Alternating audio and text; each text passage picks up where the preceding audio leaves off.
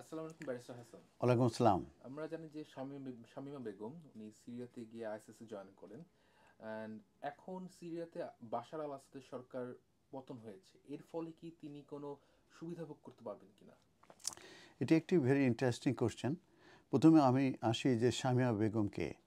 শামিয়া বেগম একজন school girl ছিল।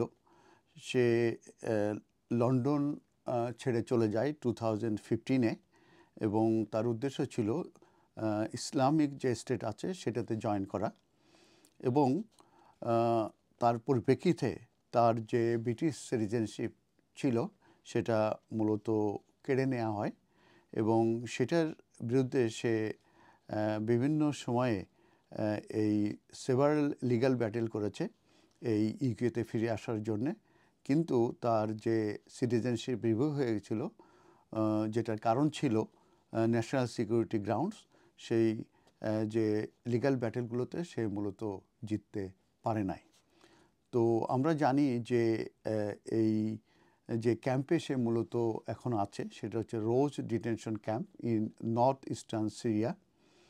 সেখানে এই 25 ইয়ার্স ওল্ড যে শামীমা বেগম, এখন সে 25 ইয়ার্স, সে দীর্ঘ 5 বছর ধরে সেই ক্যাম্পে হেল্ড হয়ে আছে।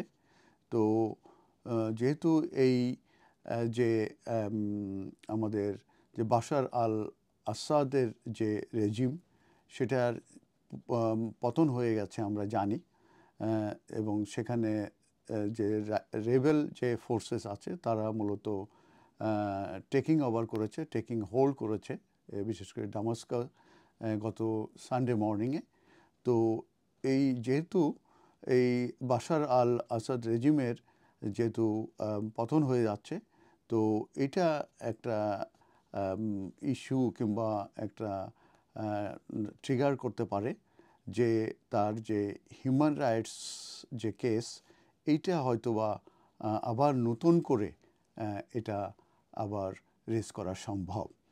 তো তার যে লিগ্যাল টিম আছে তারা মূলত সাজেস্ট করছে যে যদি এই ক্যাম্প, যেটা রজ ক্যাম্প যেটা বলা হচ্ছে, এটা যদি শাটডাউন হয়ে যায়, ক্লোজার হয়ে যায়, এবং এটার কারণ যদি যে ইনক্রিজ হোস্টাইলিটিস ইন দ্য রিজন, এবং সেই ক্ষেত্রে যে শামীমা বেগম সে ডেঞ্জারাসলি সে ডেঞ্জারাস ফেস করতে পারে যদি সে রিলিজ হয় in the Syrian ডেজার্টে।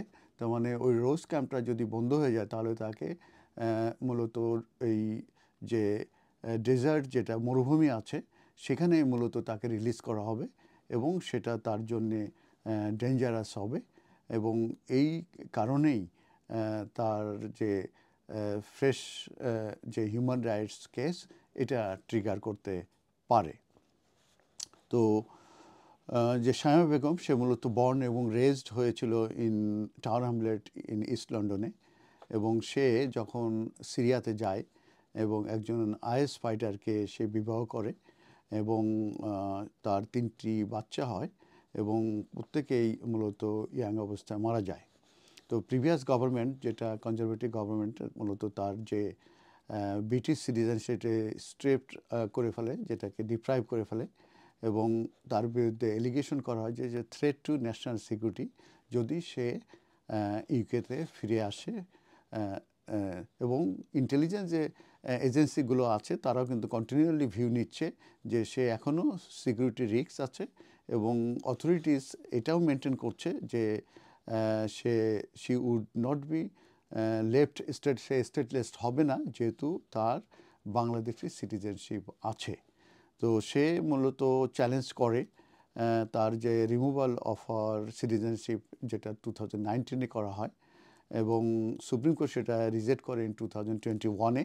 Further say attempt নেয় সে সুপ্রিম কোর্টে, সেখানেও সে আনসাকসেসফুল হয় ইন মার্চ এই বছরে।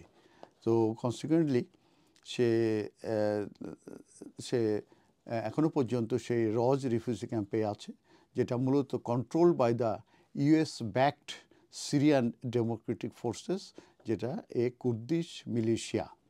তো তার যে লয়ার তাসনিম আকুঞ্জি, সে তাকে রিপ্রেজেন্ট করেছিল এই বেগম আর তার ফ্যামিলিকে। সে সে ওয়ার্ন করছে যে যদি এই রজ ক্যাম্পটা ক্লোজ হয়ে যায় তাহলে বেগম সে ডেঞ্জার হবে এবং সে ব্লেড আউট হবে into the northern Syrian desert, যে মরুভূমি আছে সেই মরুভূমিতে। তো সে আরও বলে যে এই সিচুয়েশন মূলত স্ট্রেংথ করবে তার যে লিগাল আর্গুমেন্ট আছে against the government decision two deprive her of citizenship. তো এইটা শেয়ার করার কারণ এটাই, আমরা জানি যে শামীমা বেগমের ব্যাপারে আমরা এর আগে তার লিগ্যাল ব্যাটেল দেখেছি। তো আমাদের যে ছোট বাচ্চা থাকে তাদের ব্যাপারে আমাদের লক্ষ্য রাখা উচিত, তারা যখন কম্পিউটার দেখে কিংবা কোনো অনলাইনে যায় কিংবা কাদের সঙ্গে যোগাযোগ করছে কী করছে এই বিষয়গুলো কিন্তু আমাদের দেখা উচিত।